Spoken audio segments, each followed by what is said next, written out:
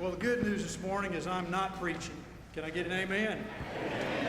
Thank you. I always feel better starting off something like this with a little positive feedback. This is a rather lengthy announcement. Want you to be sure to know that you will receive your copy of the announcement by mail this week. It's been almost 3 months since the elders came before you to discuss the direction we believe God was moving us in order for the family to better carry His word to those around us. You have been a mission-minded people, and as a result, our facility has gotten to the point that we are severely limited in being able to carry out His commands for us. As a reminder, we discussed how the Spirit's been working and providing growth at Park Plaza, and as a result, we face a challenge that leads us to consider bold actions in order to not lose momentum in doing the good works set out for us. We believe challenges are presented to keep us from getting comfortable, and we will face challenges with Spirit-led solutions that will enable the family here to continue to be disciples as we are called to be. After much prayer and discussion, we believe that we have 5 possible ways to act. We could do nothing. We're at our maximum capacity in parking and classroom space and close to capacity in both worship services. Doing nothing would negatively impact the family by not allowing for growth, and research indicates more likely would cause a decline. Because God calls us to grow, we don't believe this is a feasible option. We could add worship services. Well, this has been attempted and didn't really address our parking or classroom challenges. We could go somewhere and build a larger facility. The leadership desires to put the least amount possible in brick and mortar and not burden the family with tremendous debt and significantly limit our outreach abilities. We could expand at this location. Expanding here, if even possible, cannot be done without making a significant financial commitment. We could establish a branch campus of Park Plaza. The leadership believed this was where the Spirit was leading and is the most viable opportunity available to us. In coming to this conclusion, we have prayerfully looked at all options available and asked ourselves many questions, including, are we taking this step for biblical reasons? Our motivation is based on fulfilling the charge in Matthew 28:16 and following, to make disciples, baptize them, and teach them to obey the commands of Jesus. Our motivation is based on greater opportunity for disciples to sow the seed to their friends and neighbors by being in their neighborhoods. Our motivation is based on greater opportunity to raise up leaders.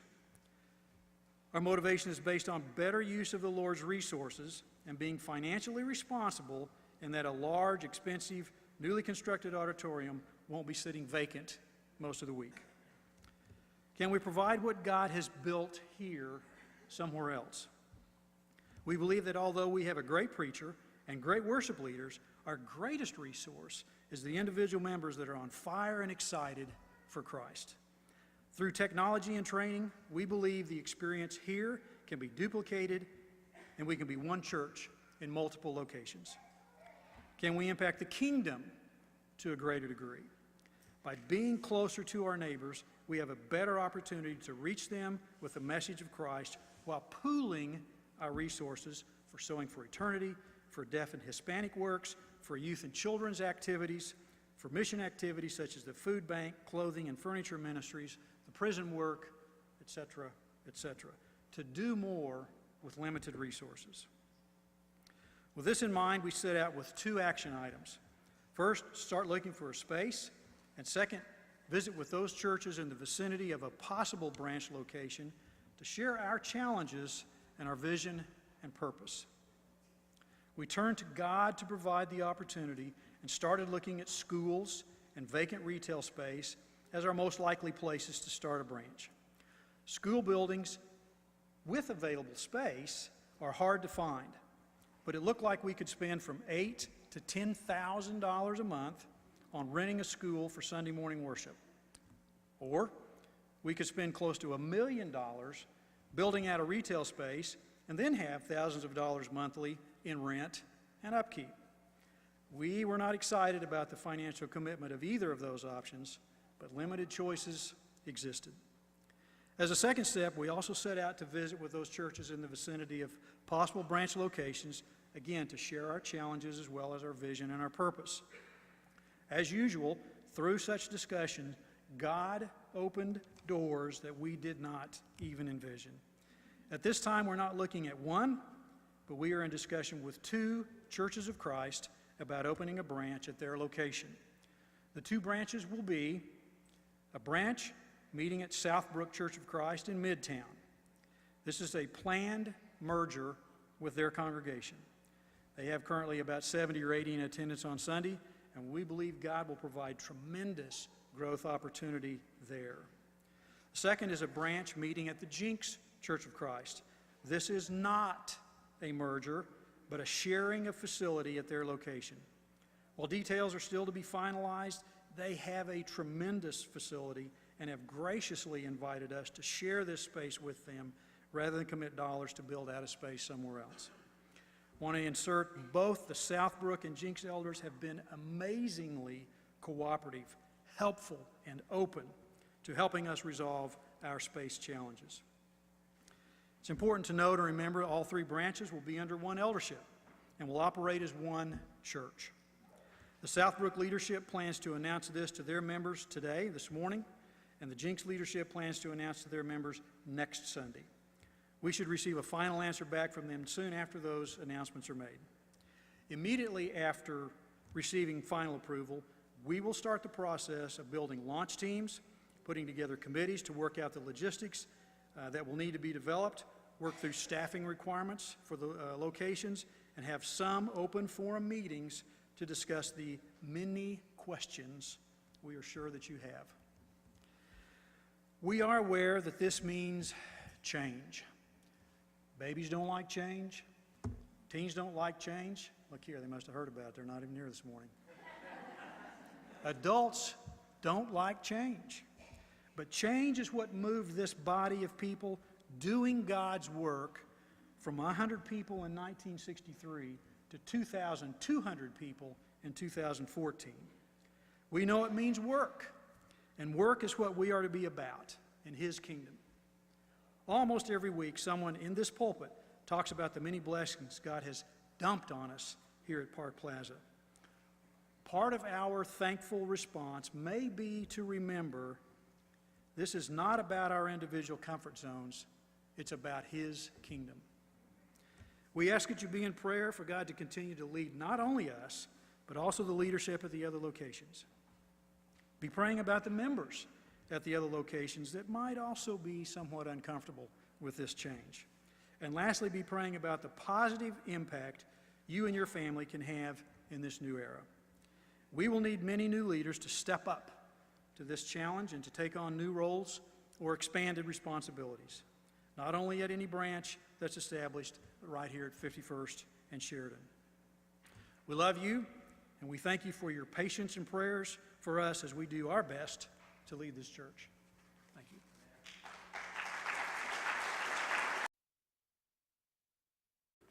Wow. Is that exciting or what?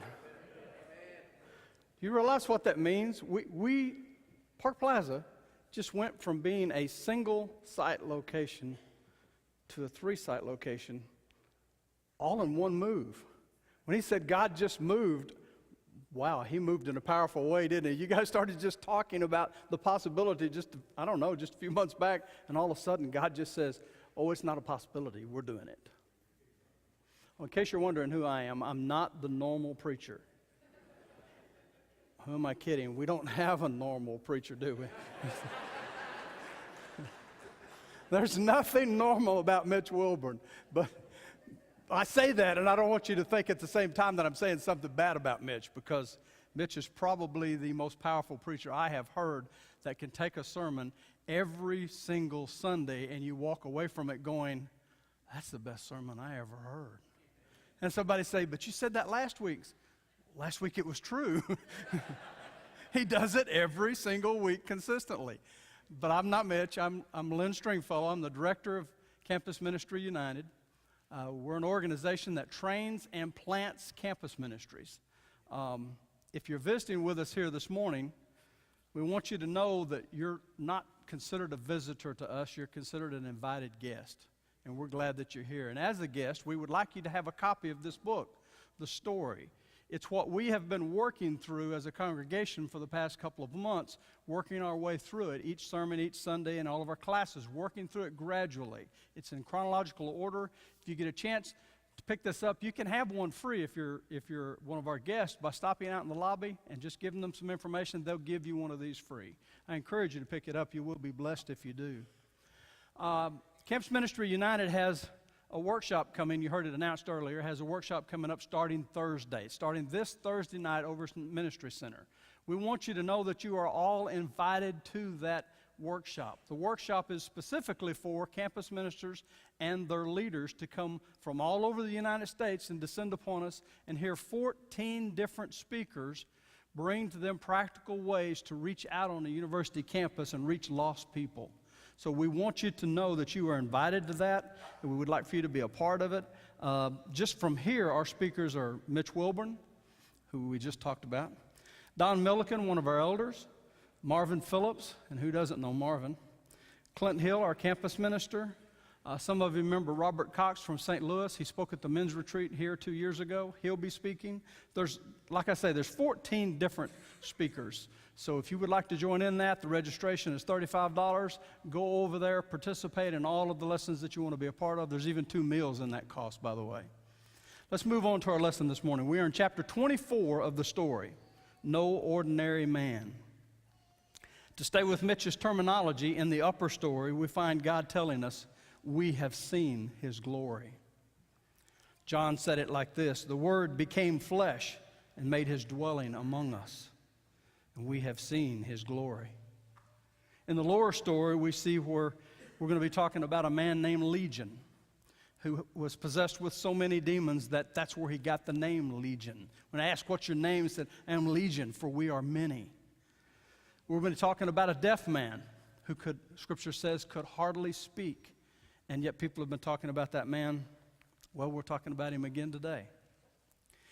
It's in the lower story that we encounter the God of second chances. We're going to look at Mark 7:31 because that's one of the many places where we encounter the God of second chances.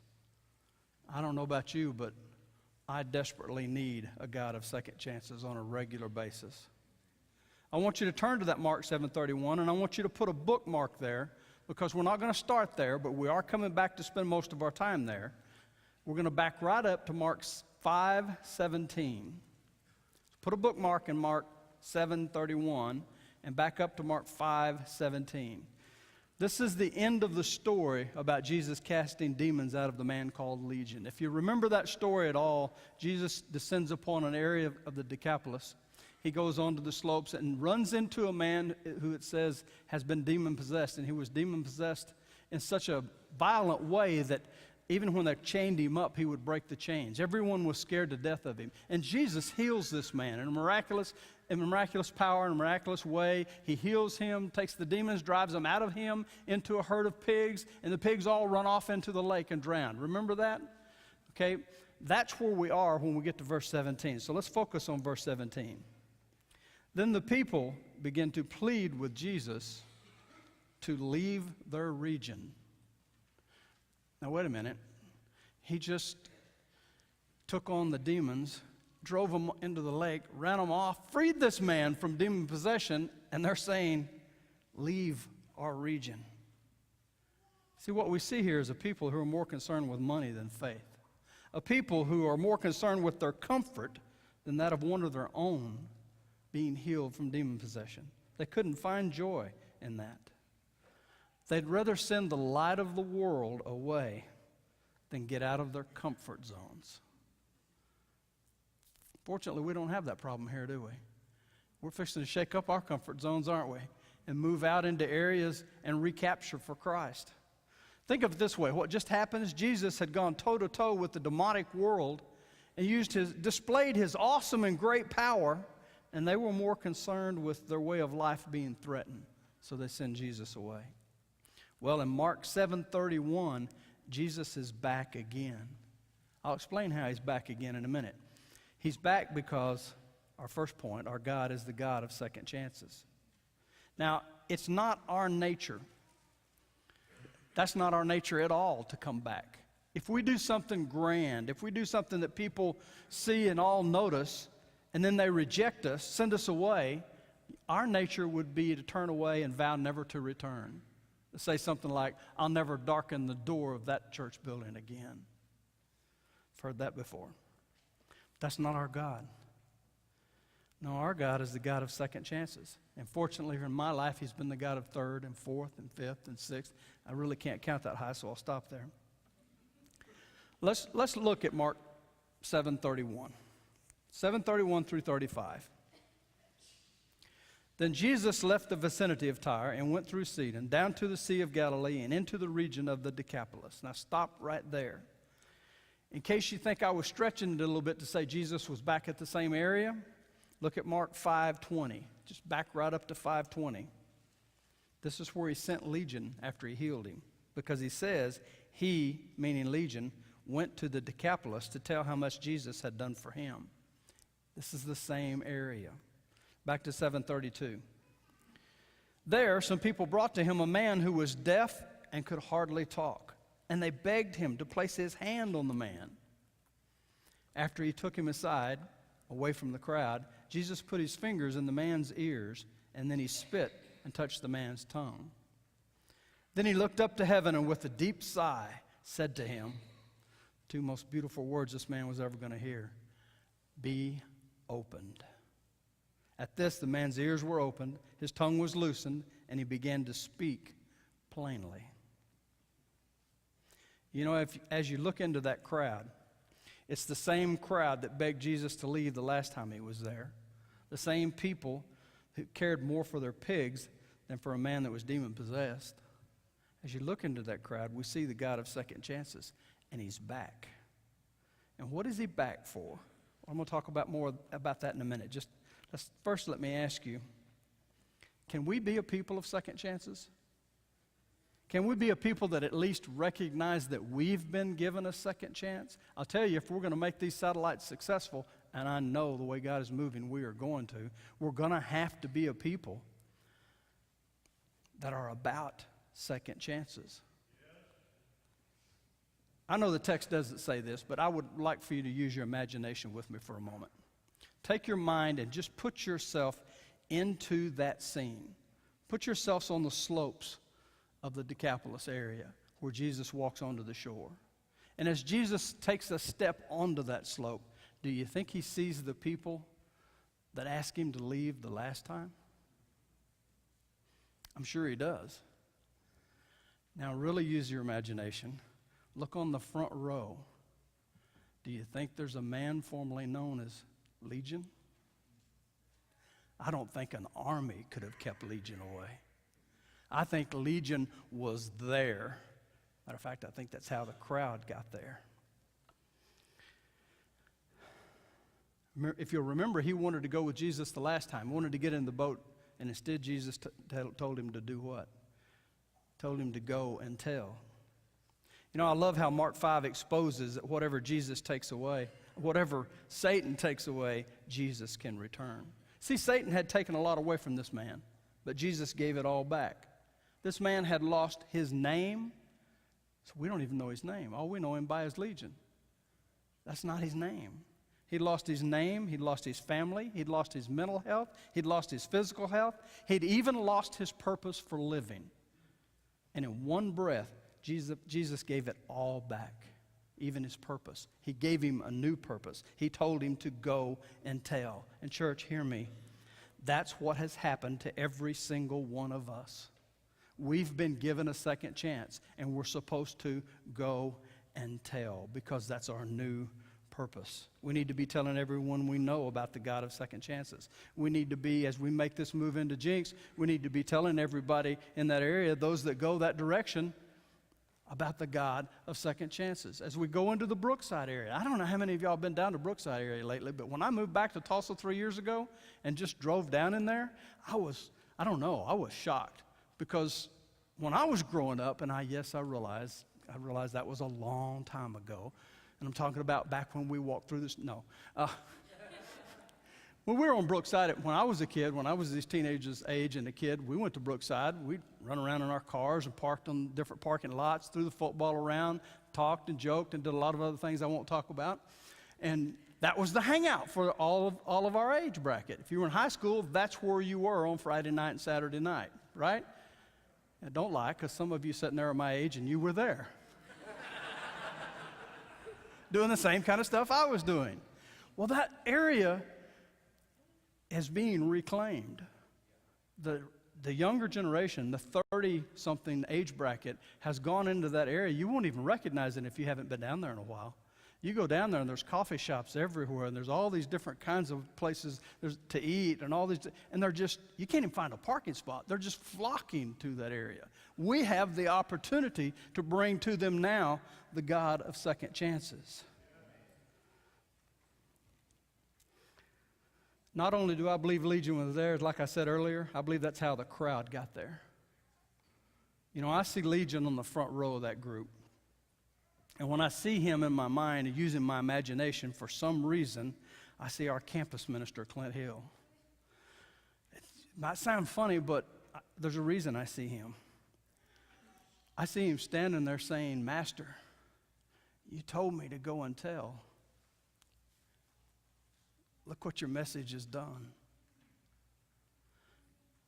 Look, they're here to give you a second chance. And Jesus, they won't ask you to leave this time." When God finds a faith like that, he gives a second chance. Amen? Now, I talked about the crowd, I talked about Legion, but Mark 7:31 really isn't about Legion, is it?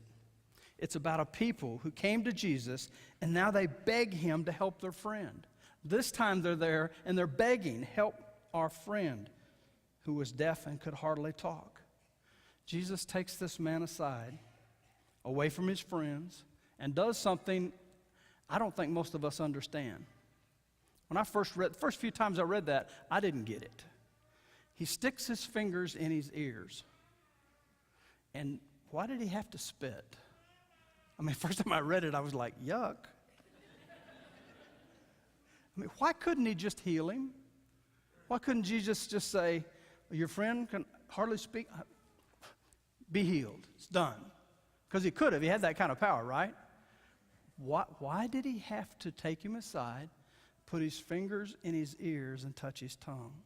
God is so good in his word. If he had just said Jesus just looked at him and healed him, saw him face to face and healed him, that would have been good enough for us. But the text doesn't say Jesus saw him face to face. Instead, it says Jesus put his fingers in his ears. I didn't get it when I first read it. That means they're face to face. He's got one hand on each cheek, and he's face to face with Jesus. You know, that man got what someday I'm looking forward to. I know that when I get to heaven, I'm going to get to see my papa. And he's going to be smiling and have a fishing pole and saying, "You're not going to believe the fish up here." I know my mama's going to be there, and she's going to say, "You're not going to believe the cornbread up here." I know my mother's going to be there. I'm looking forward to seeing my friends and my families that have passed on, the loved ones that have passed on. I'm looking forward to that.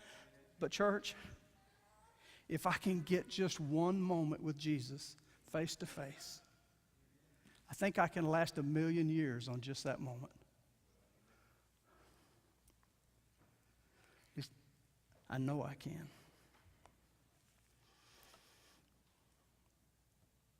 You know the good thing about eternity? We're not going to get just one moment. We're going to get to dwell with him in perfect harmony, in perfect relationship, in perfect community forever. Right? I'm looking forward to that. When Jesus says to this man, "Be opened," he hears perfectly, it says. And as he hears perfectly, what happens? He speaks plainly. Brothers and sisters, I believe that's what's going on in many of our churches today. And the reason many of our churches are this way is because many are filled with Christians who no longer hear the word of the Lord, who no longer hear the love of the Lord, and therefore do not articulate the love of the Lord, nor articulate the gospel of the Lord. So what's the problem? Why can the church not articulate? Why can the church not rise up in power and move ahead with the gospel that changes life? Why can't we tell people about the God of second chances? Well, I think I've got some good news. There's not 20 steps to solving this problem. There's only one. One step. You see, people can't articulate their faith when they can't hear who their faith is from. We need to turn off all that noise around us. And I recognize that means some of you are going to have to turn your iPhone off. And I know how disturbing that it would be to you, because even when we get on planes nowadays and they say turn it off, we don't want to do that. We want to keep it on so we can play games or something. The first step, first part of this one step, is to turn the noise off just long enough to get face to face with Jesus. Get into the presence of Jesus Christ and hear him again, because we are changed when we encounter him face to face. Get face to face with Jesus. Can you hear me now? Can you feel me now? Can you read me now? Can you see me now? It's me, the Lord of Lords, the King of Kings. And as he touches our ears, we begin to hear again. We can begin to articulate again. Is that possible? Can we be a people that come into the presence of the Lord and hear him again?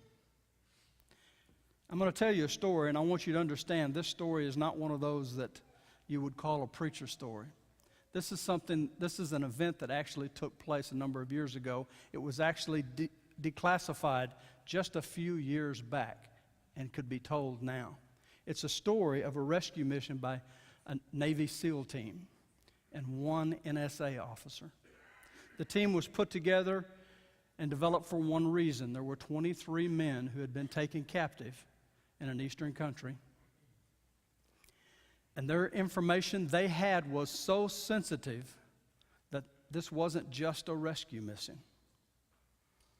They were instructed and built plans around how to get in, rescue these men, and get them out. But the NSA officer was there for one reason. It was his call. If they reached a point where they couldn't get these men out, they couldn't leave them there alive. These men were going to have to kill them if they couldn't get them out. So they go on this very sensitive mission, and they travel to the area. They parachute into the area. They get to the very spot thinking they're going to find some resistance. They don't have any resistance. They find the exact building they're supposed to be in. They open the door of the room that the Army Intelligence has given them that they're going to be in. And sure enough, as their lights are, it's a room probably 10 by 10 with a dirt floor and no light. As their lights are swinging up from each one's helmet onto different areas looking for people, they all find them over in one corner, the left corner of the room. And they're down in the muck. I call it muck because that's the nicest word I can think of. They've been in that room for a long time. They're tortured. They're all naked. And there's no bathroom. They're in muck. And they're laying on the floor scared. And they're scared because they don't know that these people that have just broken into the room are there to rescue them. They don't even trust them when the Navy SEAL team is hollering, "We're here, we're Americans, we're here to save you, we're here to rescue you, get up, let's go, let's go, let's go." And they're all taking turns yelling, and they're going over and trying to pick them up. And as they try to grab them, these men just huddle and lock arms with each other. They won't get up off the floor. They won't get up out of the muck. Suddenly, they all begin to realize what's wrong. They've been tortured to the point they don't trust them. They don't know if they're their captors or not. So they begin to think and try to think, well, we can't carry them all out. There's too many of them and too few of us. What are we going to do? And in their earpieces, they hear the NSA official say, "We're running out of time. We may have to exercise the second option." You can You can feel these men and their hearts tearing. They want to rescue them so badly. And suddenly, one man breaks silence. One of the Navy SEALs breaks silence and says, "Give me a moment. I have an idea." He takes off his outer clothing. He takes off his flak jacket. He lays his weapons down. He takes his T-shirt off. He goes over and he gets down into the muck with them. And he takes some of this muck and he wipes it on himself. He wipes it on his shirt. He wipes it on his head, on his face. And then he does the most amazing thing. He lays down in it, face to face with one of the men. And he begins to whisper to him, "I am one of you. I am with you. We're here to save you. If you'll just follow us, we'll take you home." He sees a glimmer of hope in the man's eyes. He gets closer to him face to face, lays his hand on his cheek, and he says, "If I get up and you get up, maybe the rest of them will get up and we can go home." And he took the chance and he stood up. And as he stood up, he took his arm, slightly lifting, and the man stood up with him. And they were able to get all of the men out and rescue them. It was a glorious mission. You know, often when I speak afterwards, because I'm usually speaking to a young generation, not an old generation like me. Sorry, old folks, that's me too. Usually I'm speaking to a college age group, and they'll come to me, and they so desperately want to take what they're hearing and be practical with it. They want to take it into their world and actually use it. They're constantly saying to us, "Give me something that I can use into the world to reach people," because they have a heart for lost people. They say, "How can I get practical with this stuff?" Well, church, listen to me. The story about the Navy SEAL team, that's about as practical as you can get, because that's what Jesus did for this man who could hardly speak. That's what Jesus did for every single one of us. He came, he left heaven, he came down to earth in all this muck, and he got with us, and he took us face to face, and he said, "I am with you. I am one of you. Trust me, love me, follow me. If you follow, maybe others will follow too." You see, when we hear him, our third point, together we can begin to speak plainly. Church, we have to get personal with people. That's what Jesus did. That's the example for us. We have to get personal and we have to get practical. In Mark 7:33, look at Mark 7:33. The first thing Jesus does is take the man's arm and pull him aside. Pulls him aside, away from the crowd, away from the influence, away from that man's influence. When's the last time you took somebody, took them by the arm and pulled them away from their crowd, pulled them away from their influence, and got face to face with them and told them about this God of second chances? Because here's a true story. Here's a true statement. I want you to write this down if you're a note taker. If you're over here, if you're a tweeter, tweet this. I know some of y'all don't even know what that means. I don't either, but they do. So. If they just know you, they will still die without Jesus. Think that through. If they just know you, they'll still die without Jesus. You know, I don't know about you, but one of the things I fear, it's a nightmare for me. I don't want to be standing before my God, the judge, on Judgment Day, and have a whole lot of people around me looking at me and thinking and saying, "Why didn't you tell me? You knew." That horrifies me. If I know, why can't I tell people about this God of second chances? I can't stand the thought of them saying to me, "You knew about the God of second chances and you didn't tell me? Why did you hate me so much?" I've got to believe that's how they would consider it. Hate. Which leads me to our last point. We've got to take people to Jesus because his close presence in our lives changes our today and someone's tomorrow. When Jesus came back, Legion had a crowd ready for the God of second chances, didn't he? What about you? When Jesus comes back, how's he going to find you? Are you going to be standing before him going, I got comfortable, I came to the church every Sunday and sat in the pews, and I realize now I kind of ignored those around me, but I was there every Sunday. I got my check mark. Or is he going to find you like Legion? I pray he finds all of us, especially with this move we're now making into 2 different areas, now to be 3 different areas of town. With this move we're making, I pray that instead he finds all of us walking in going, as a team, going, Jesus, you told us to go and tell, and look how many heard you. Look how many responded to your message. That's how I want Jesus to find us. The message is now yours.